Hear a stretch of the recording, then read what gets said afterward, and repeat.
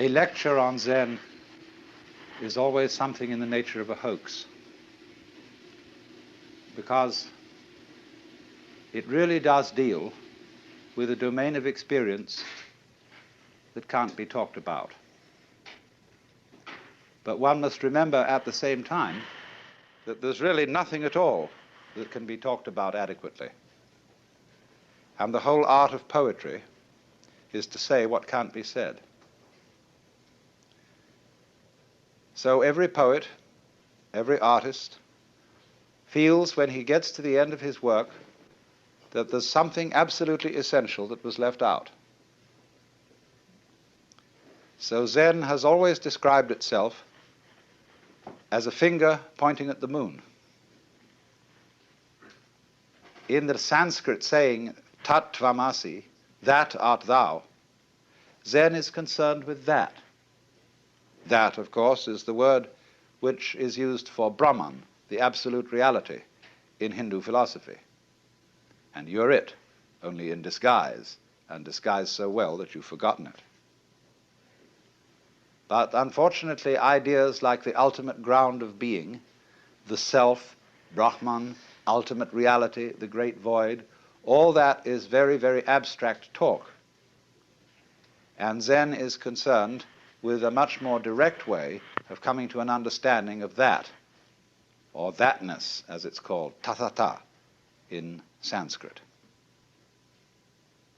So Zen has been summed up in 4 statements. A direct transmission outside scriptures and apart from tradition. No dependence on words and letters. Direct pointing to the human mind, and seeing into one's own nature and becoming Buddha. That is, becoming enlightened, awakened from the normal hypnosis under which almost all of us go round like somnambules. It's extraordinary how much interest has existed in Zen in the United States, especially in the years since the war with Japan. And naturally, I've often meditated on the reasons for this interest. I think, first of all, the appeal of Zen lies in its unusual quality of humor. Religions aren't, as a rule, humorous in any way. Religions are serious. And when one looks at Zen art and reads Zen stories, it is quite apparent that something is going on here which isn't serious in the ordinary sense, however sincere it may be. The next thing I think that has appealed to Westerners is that Zen has no doctrines. There is nothing you have to believe, and it doesn't moralize at you very much. It's not particularly concerned with morals at all. It's a field of inquiry rather like physics. And you don't expect a physicist to discuss authoritatively about morals, even though as a human being he has moral interests and problems. But as a physicist, he is not a moral authority.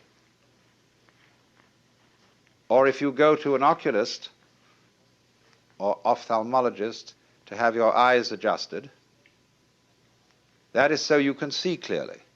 And Zen is spiritual ophthalmology. Another thing that appeals very much to Western students about Zen is that they've read their Zen from Suzuki and from some of my writings and from R.H. Blythe. And these people present a rather different kind of Zen from that which you will find today in Japan. They present what is essentially early Chinese Zen, from the old writings ranging from about shortly before 700 AD to 1000 AD. And that Zen has a very different flavor from modern Japanese Zen. And so, of course, many of the people who go to study Zen in Japan disapprove of Dr. Suzuki thoroughly, and also, naturally, of my exposition of Zen, because we don't make a great fetish of studying Zen by sitting. In Japan today, they sit and they sit and they sit. R.H. Blythe asked a Zen master, "What would you do if you had only 1/2 hour left to live?" And he said, "I would do Zazen," which means he would sit like the Buddha here and practice meditation. And Blythe had given him several choices. Would you like to listen to your favorite music? Would you have a dinner? Would you get drunk? Would you like the company of a beautiful woman? Would you take a walk? What would you do? Or would you just go on with your daily business as if nothing was going to happen? In other words, would you wind up your watch? So he was very disappointed in this answer. And he said, you know, sitting is only one way of doing Zen. Buddhism speaks of the 4 dignities of man: walking, standing, sitting, and lying. And so Zazen is simply the Japanese word for sitting Zen. There must also be walking Zen, standing Zen, and lying Zen. You should know, for example, how to sleep in a Zen way. That means to sleep thoroughly. Zen has been described as when hungry, eat, when tired, sleep. And when the student got that description, he said, well, doesn't everybody do that? And the master said they don't. When hungry, they don't just eat, but think of 10,000 things. When tired, they don't just sleep, but dream innumerable dreams. So in a sense, this sounds like the old Western truism: whatever your hand finds to do, do it with all your might. But that's not the same thing as Zen. A lot of people like to see if they could sum up Zen in that way, in the Latin motto of the school I used to go to in England: age dum agis, act when you act, or while you act. There's a famous story which beautifully illustrates the current relationships between East and West. Paul Reps, who wrote, or rather drew, a lovely book called Zen Telegrams, once asked a Zen master to sum up Buddhism in one phrase. And he said, "Don't act, but act." So Reps was simply delighted, because he thought the master had said, don't act, but act. And that, of course, would be the Taoist principle of Wu Wei, of action in the spirit of not being separate from the world, realizing so fully that you are the universe too, that your action on it is not an interference, but an expression of the totality. But the master's English was very bad indeed, and Paul Reps had misunderstood him. He had said, don't act, bad act. And you know, that is the sort of attitude that all clergy develop over the centuries. You know how it is when you go to church, if you do. So often the sermon boils down to, my dear people, you ought to be good. And everybody knows that, but hardly anybody knows how. Or even what good is. The fascination of Zen to the West is that it promises a sudden insight into something that is always supposed to take years and years and years. The psychoanalysts, if you're mixed up, they tell you the troubles you've got yourself into over all these years can't be undone in a day. And therefore it will take many, many sessions, maybe twice a week for several years for you to get straightened out. The Christians say that if you embark on a path of spiritual discipline, you get yourself a spiritual director and submit yourself to the will of God, but you may not get into the high states of contemplative prayer for very many years. The Hindus the Vedanta Society people, the Buddhists also say, will require many long years of meditation, very hard concentration, very difficult practice, and stern discipline. And then maybe you will make enough progress in this life to become a monk in your next life. And then you'll make enough progress to enter some of the preliminary stages leading to Buddhahood. But it's all likely to take you many, many incarnations. But when this artist Hasegawa was asked, how does one see into Zen? He said, it may take you 3 seconds. It may take you 30 years. I mean that. And so you see, there is always the possibility that it may take only 3 seconds. Zen literature abounds with stories, you see, in which there's a dialogue, or what is called in Japanese mondo, which means question-answer, between a Zen teacher and his student, and these dialogues are fascinatingly incomprehensible. But it always seems to be that at the end of this swift interchange, the student gets the point. Sometimes he doesn't. I gave a book of these dialogues once to a friend of mine who was deeply interested in Eastern philosophy. He said, I haven't understood a word of it, but it's cheered me up enormously.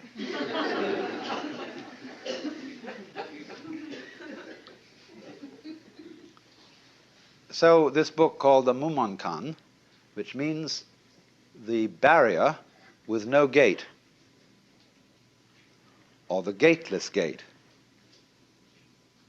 contains such stories as the student, I say student rather than monk, because Zen students are not monks in our sense of the word monk.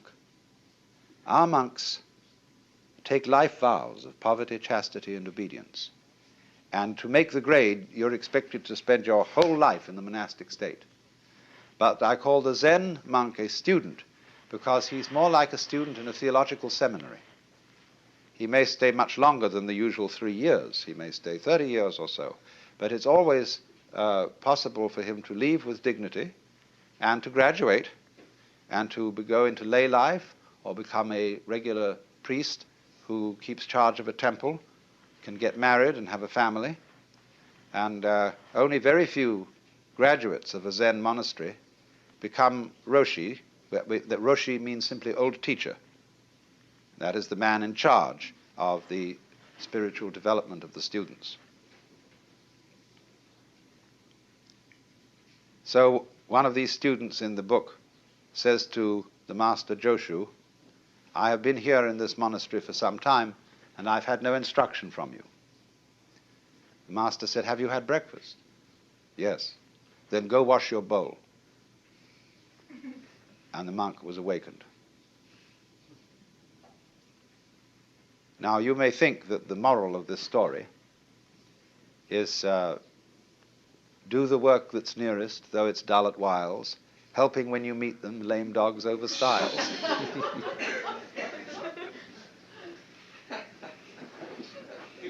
Or that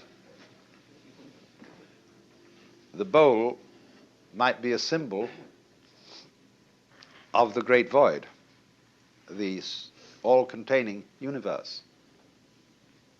And probably the monk had washed it already, because they immediately after eating in Japan and China, in a monastery, they would take tea and pour it into the bowl and swill it around, wash it and wipe it out. So maybe he had already washed the bowl. And in that case, you might think that the master was saying, don't gild the lily. Don't, to use a real nice Zen phrase, don't put legs on a snake or a beard on a eunuch. No, the point of that story is so clear that that's what's difficult about it. And all these stories resemble jokes in this sense. A joke is told to make you laugh. When you get the point of a joke, you laugh spontaneously. But if the point has to be explained to you, you don't laugh so well. You force a laugh. There is some kind of sudden impact between the punchline and the laugh. And so in exactly the same way with these stories, there is expected to be something else than laughter, which is sudden insight into the nature of being. Nature of being, that sounds, again, very abstract. But it was go wash your bowl. So, another story in this book concerns a master who said, when a cow walks out of the enclosure, the corral, the horns and head, the four legs and the body all get through, but not the tail. How is it that the tail can't get through? And nobody could answer this. Another story tells of a certain master called Bai Zhang, who was so good that he had hundreds of students, and they couldn't all be housed in one monastery. So he had to find one of the students who could also be a master. And so he arranged a test. He put down a pitcher in front of them all and said, without making an assertion or without making a denial, tell me, what is this? And the senior monk said it couldn't be called a piece of wood. And the teacher didn't accept this answer. But the monastery cook came forward and kicked the pitcher over and walked away. And he got the job. And the commentator remarks, maybe he wasn't so smart after all, for he gave up an easy job for a difficult one.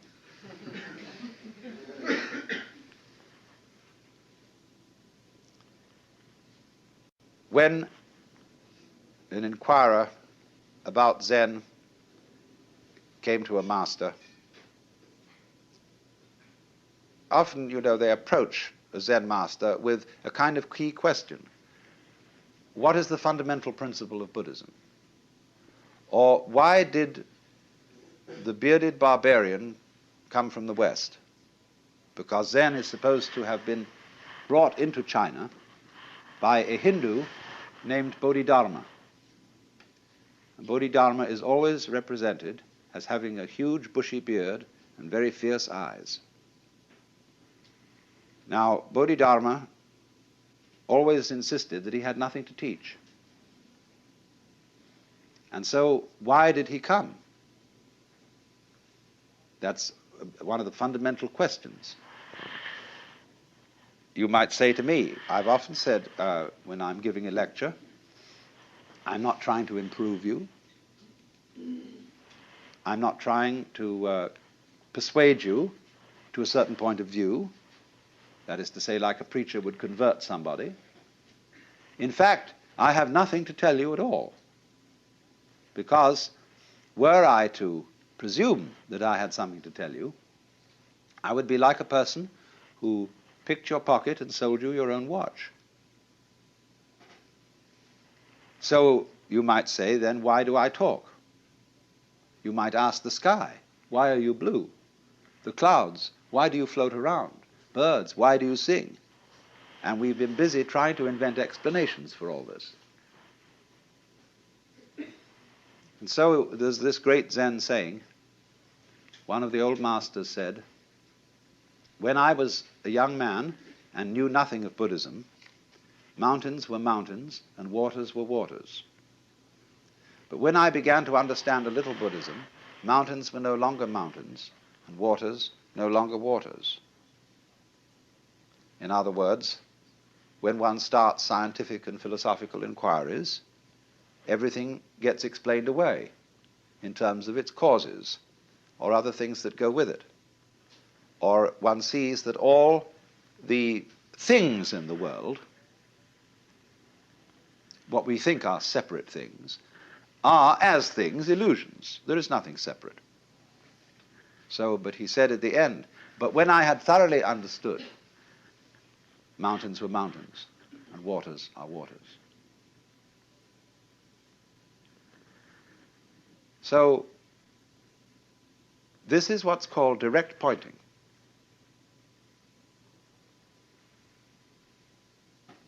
A Zen master was once talking with me, and he said, when water goes out of the wash basin down the drain, does it go clockwise or anti-clockwise?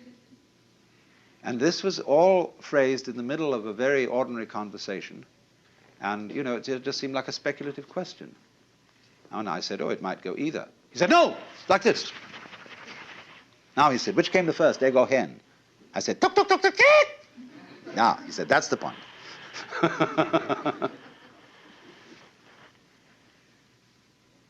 Now, it is saying too much, I warn you, to say that Zen is trying to point to the physical universe so that you can look at it without forming ideas about it. That is saying too much, but it is the general idea. It's in the direction of being the right idea. Zen people speak of the virtue of what they call mushin, which means no mind, or munen, no thought.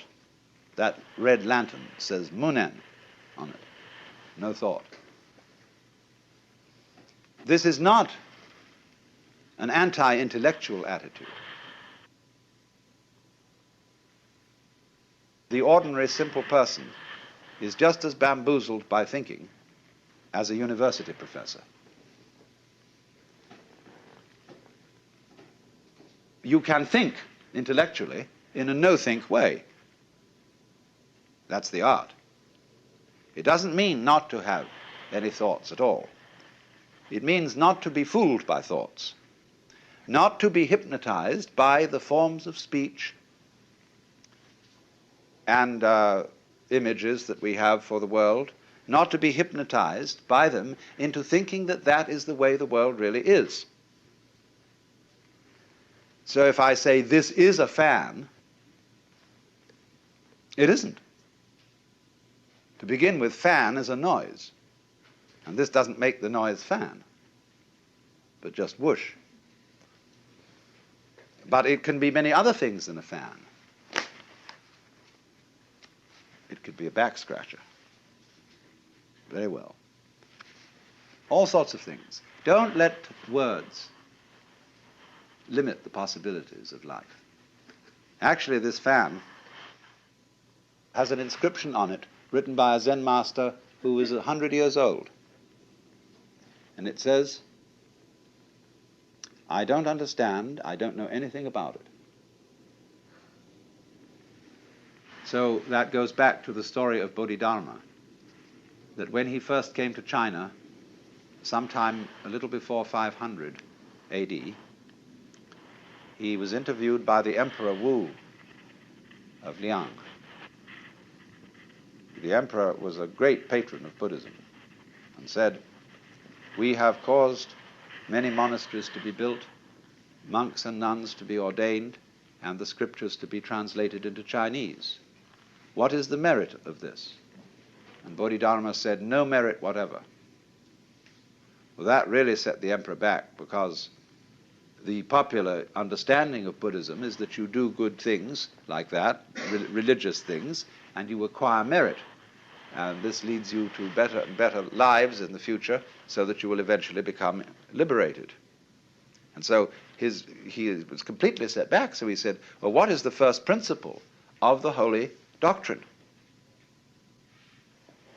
And Bodhidharma said, vast emptiness and nothing holy. Or in vast emptiness there is nothing holy. So the emperor said, who is it then that stands before us? The implication being, aren't you supposed to be a holy man? And Bodhidharma said, I don't know.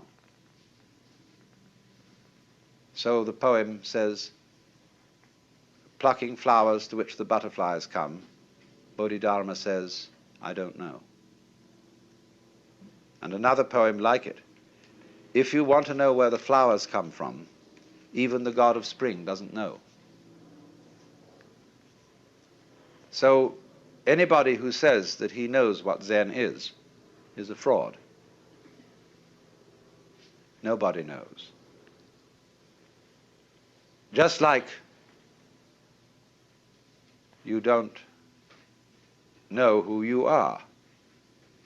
All this business about your name and your accomplishments, your certificates, what your friends say about you, you know very well that's not you. But the problem to know who you are is the problem of smelling your own nose. When the great Japanese master Dogen came back from China in about the year 1200 to bring his school of Zen into Japan, they asked him, "What did you learn in China?" He said, "The eyes are horizontal, the nose is perpendicular."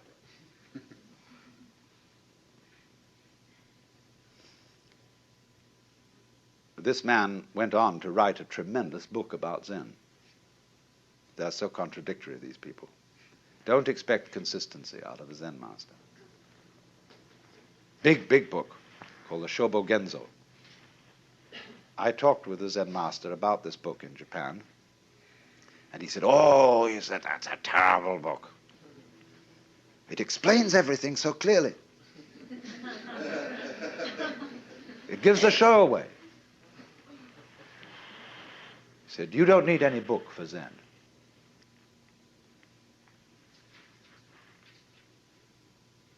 So you see, it is this kind of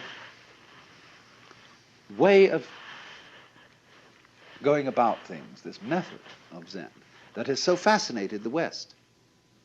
And everybody who reads about Zen wonders if somehow, you see, this understanding is right under your nose.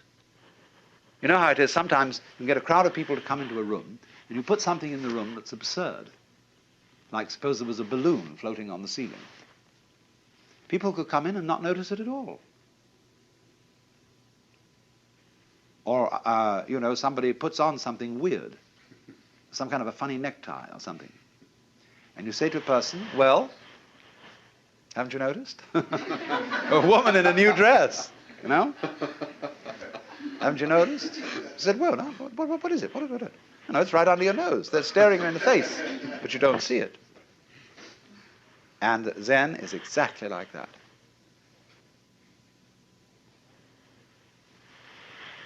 It is very obvious.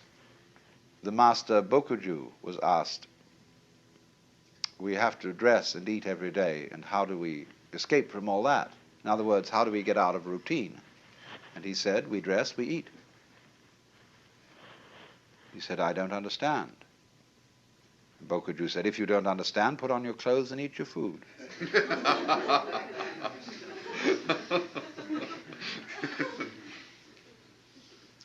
Another Zen master in quite recent times was interviewing a student. You see, all these stories I'm telling you are connected, and what I want you to do is to grasp intuitively the connection. I was interviewing a student, a Western student, and he said, "Get up and walk across the room." He got up and walked and came back. He said, "Where are your footprints?"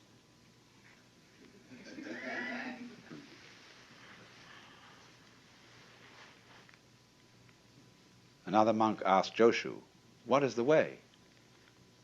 Tao in Chinese, the Tao. He said, "Your everyday mind is the way. How do you get into accord with it?" He said, "When you try to accord, you deviate."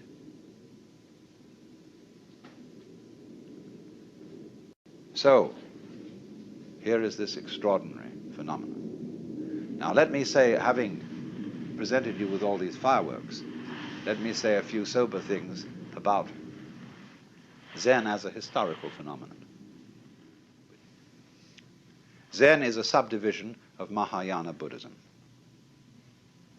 And as you know, that is the school of Buddhism which is concerned with realizing Buddha nature in this world.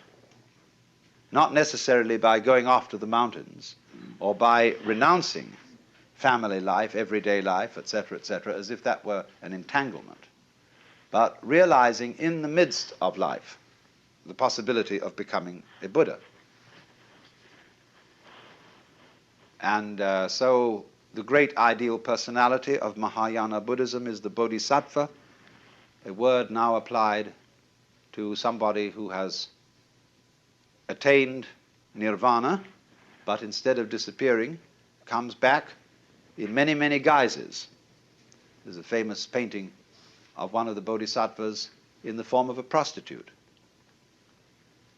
And bodhisattvas in Zen art are often represented as bums. There's the beautiful one over there, painted by Sengai, of the bum Hote, or Putai in Chinese, who's always immensely fat. And he's saying, Buddha is dead. Maitreya, who is supposed to be the next Buddha, hasn't come yet. I had a wonderful sleep and didn't even dream about Confucius. And he's just stretching and yawning as he wakes up. So, Zen is Mahayana, Indian Mahayana Buddhism, translated into Chinese, and therefore deeply influenced by Taoism and Confucianism. Zen monks brought Confucian ideas to Japan. And the origins of Zen lie actually around the year 414, at which time a great Hindu scholar by the name of Kumarajiva was translating with a group of assistants the Buddhist sutras into Chinese. One of his students taught that all beings whatsoever have the capacity to become Buddha, to become enlightened, even rocks and stones, and that even heretics and evildoers have the Buddha nature or Buddha potentiality in them. And everybody said he was a dreadful heretic. But then a text called the Nirvana Sutra came from India, which said precisely that. So everybody had to admit that this man was right. He also began to teach that awakening must be instantaneous. It's a kind of all or nothing state. I don't mean that there aren't degrees of its intensity, but once you see the principle, you see the whole thing. As they say, when the bottom falls out of the bucket, all the water goes together. Those men then promulgated the way of sudden awakening. Bodhidharma came later, and he is supposed in legend to have been followed by a line of 6 patriarchs, of which he was the first. The second was named Eka, I'm using the Japanese pronunciation, who was formerly a general of the army. Then the third was Sosan, who wrote the Shinjinmei, which is a most marvelous little summary of Buddhism in verse. And so on till they came to Eno, the 6th patriarch. You know perhaps more familiarly his Chinese name, Huineng. He died in 715 AD. He's the real founder of Chinese Zen. The man who synthesized the whole thing and was at least his collected discourses are contained in what is called the Platform Sutra. And any student of Zen should read the Platform Sutra. But Eno really fused Zen with the Chinese way of doing things. And he emphasized very thoroughly, do not think you are going to attain Buddhahood by sitting down all day and keeping your mind blank. Because a lot of those students who practiced dhyana, which is the Sanskrit for Chan, which is the Chinese for Zen, which is in turn Japanese, means meditation, or contemplation perhaps would be a better translation in English. And everybody thought that the proper way to contemplate was to be as still as possible. But according to Zen, That is to be a stone Buddha instead of a living Buddha. Now, I can knock a stone Buddha on the head, clunk, and it has no feelings. And so it's a stone Buddha. There was a famous Zen master called Tanka, who went to a little lonely temple on a freezing cold night. And he took the Buddha image, one of the Buddha images off the altar, split it up and made a fire. And when the attendant of the temple came in the morning, he was horrified. Broke at the image, and Tanka took his stick, started raking in the ashes. And the temple priest said, "What are you looking for?" He said, "I'm looking for the sali, that is to say the jewels that are supposed to be found in the body of a genuine Buddha when he's cremated." So the priest said, "You couldn't expect to find sali from a wooden Buddha." In that case, said Tanka, "Let me have that other Buddha for my fire." That's, you see, the difference between living Buddha and stone Buddha. But a person who thinks that in order to be awakened, you have to be heartless, to have no emotions, no feelings, that you couldn't possibly lose your temper or get angry or feel annoyed or depressed, those people haven't got the right idea at all. If that's your ideal, said Eno, you might just as well be a block of wood or a piece of stone. What he wanted you to understand is that your real mind, while all those emotions are going on, is imperturbable. Just like when you move your hand through the sky, you don't leave a track. The birds don't stain the blue when they pass by. And when the water reflects the image of the geese, the reflection doesn't stick there. So to be pure-minded in the Zen way, or clear-minded is a better way of translating it, is not to have no thoughts. It's not a question of not thinking about dirty things. One great master of the Tang dynasty, when asked, "What is Buddha?" believe it or not, answered, "A dried turd." So it's not that kind of purity. It is purity, clarity, in the sense that your mind isn't sticky. You don't harbor grievances. You don't be attached to the past. You go with it, with life. Life is flowing all the time. That is the Tao, the flow of life. You are going along with it whether you want to or not. You're like people in a stream. You can swim against the stream, but you'll still be moved along by it. And all you'll do is wear yourself out in futility. But if you swim with the stream, the whole strength of the stream is yours. Of course, the difficulty that so many of us have is finding out which way the stream is going. But suddenly, as it goes, all the past vanishes, the future has not yet arrived. And there is only one place to be, which is here and now. And there is no way of being anywhere else, none whatever. If you understand that thoroughly, your task is finished. You then become instantaneous and also momentous. So this was Eno's principle. As I said, he died in 715, and he left 5 very great disciples who taught substantially the same sort of thing. But as things go, then these disciples had disciples, and those disciples had disciples, and there's a genealogy. And Zen broke into what are called 5 houses. And these, some of them didn't go on. Zen went on in 2 main forms. One is called, by the Japanese, Rinzai Zen, after the great master Rinzai, who lived towards the end of the 9th century. And the Soto school comes from another line, And they have a slightly different emphasis. Soto is more serene in its approach. Rinzai more gutsy.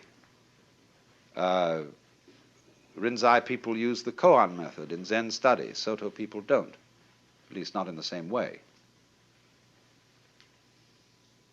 But this period between the death of the sixth patriarch, Eno, and about the year 1000 is the golden age of Zen.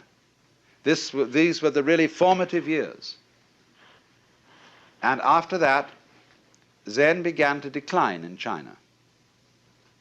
It became mixed up with other forms of Buddhism, and it suffered the fate of many, many forms of meditation type or yoga type discipline. It got a little bit sidetracked into occult and psychic matters, what are called in Buddhism siddhi, or the development of supernormal powers. For Zen, this is completely beside the point. But it got involved with Chinese alchemy, with Taoistic alchemy, and all sorts of foolishness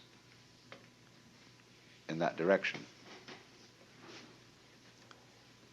But a very strong strain of Zen went to Japan, the first being in about 1130, the monk Eisai, and then about 1200, the monk I told you about, Dogen, who founded the great, beautiful, gorgeous, voluptuous monastery at Eiheiji, which exists to this day. Now, in this golden age of Chinese Zen, the main method of study was walking Zen rather than sitting Zen. All monks were great travelers, and they walked for miles and miles through fields and mountains, visiting temples to see if they could find a master who would cause their spark to flash, to get what is called in Mandarin Wu, or in Japanese Satori, or in Cantonese This always rather fascinates me, the way this character is written. The word I in Chinese is sometimes represented by this right-hand side of the character alone. 5 mouths, 5 senses. This one means your mind or heart, the heart-mind, shin. Now, when we say something very surprising happened, my heart came into my mouth. Here it comes into all 5.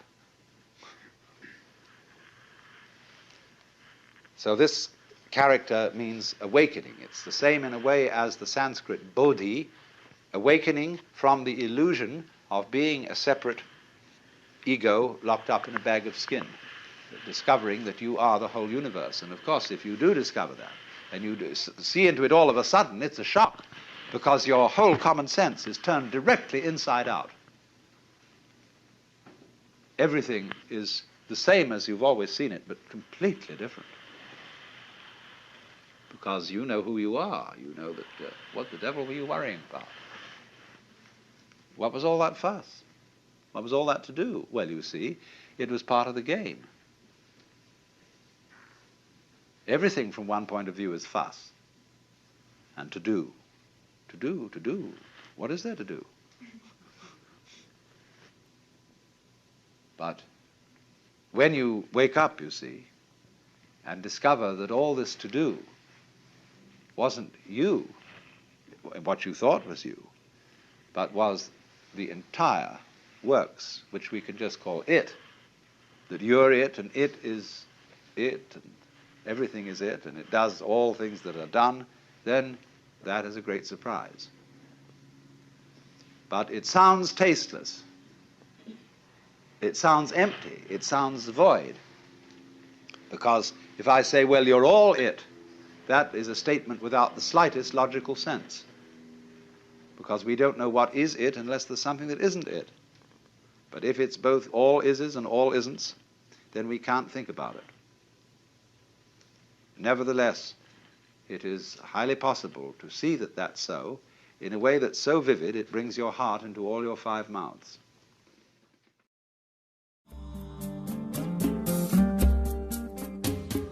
Out of Your Mind now continues.